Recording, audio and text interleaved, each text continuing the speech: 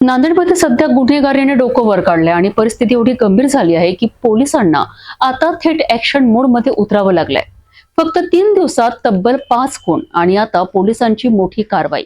नेमकं नांदेडमध्ये काय चाललंय पाहूया या खास रिपोर्टमधनं। नांदेड शहरात गेल्या काही दिवसांपासून गुन्हेगारी घटनांची अक्षरशः थैमान घातले। हत्या, मारामाऱ्या आणि गुन्हेगारी टोळ्यांचा वाढता प्रभाव यामुळे सामान्य नागरिकांमध्ये भीतीचं वातावरण निर्माण झालंय।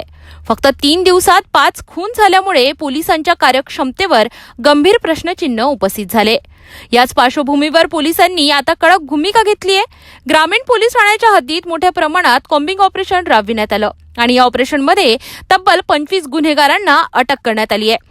विशेष म्हणजे अटक केलेल्या आरोपींची नांदेड शहरातून धिंड काढण्यात आली, ज्यामुळे गुन्हेगारांमध्ये दहशत निर्माण करण्याचा प्रयत्न पोलिसांकडून करण्यात आलाय। या कार्यवाहीमुळे काही प्रमाणात गुन्हेगारीवर नियंत्रण मिळेल का, की ही फक्त तात्पुरती कारवाई आहे, हा प्रश्न मात्र अजूनही कायम आहे।